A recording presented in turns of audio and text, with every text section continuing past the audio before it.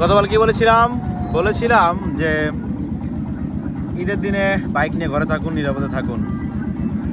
আপনারা অনেকে হয়তো দেখেছেন অলরেডি 30টার উপরে বাইক অ্যাক্সিডেন্ট হয়েছে এবং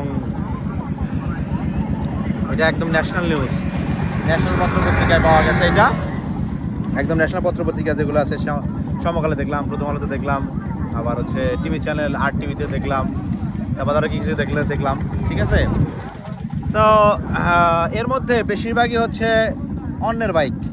এটা আমি কেন বললাম যে এটা তো আমি অনেকবার দেখছি, প্লাস আমার পাড়াতে একটা অ্যাক্সিডেন্ট হয়েছে। আমার পাড়াতে একটা ছেলে অ্যাক্সিডেন্ট করছে এবং যার বাইক সে মোটামুটি 130 কিলোর মতো, আমরা হিসাব করলাম কালকে 130 কিলোর মতো ঘুরে আসছে। কোথাও একটা অ্যাক্সিডেন্ট তো দূরের কথা, সেরকম কোনো সম্ভাবনা সৃষ্টি হয় নাই।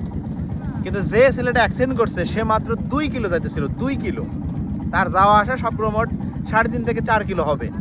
এই যাইতেই সে অ্যাক্সিডেন্ট করছে, করে সাসপেনশন ভেঙে ফেলছে, তারপরে আপনার হ্যান্ডেলবার ভেঙে বলতে বাঁকা হয়ে গেছে, সাসপেনশন নষ্ট হয়ে গেছে, আর হেডলাইটটা ভেঙে ফেলছে।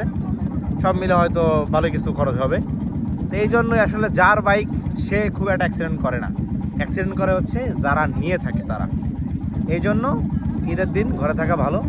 আজকে আমি বের হইতাম না, নিয়ত ছিল না বের হওয়ার, কিন্তু বড় ভাই নাজমুল ভাই বললো যে অনেকদিন হলো আমরা বের হই না, চলো একটু আশেপাশে ঘুরে আসি।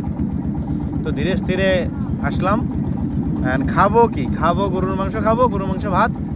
আমরা প্রায় 20 কিলো মতো ঘুরছি।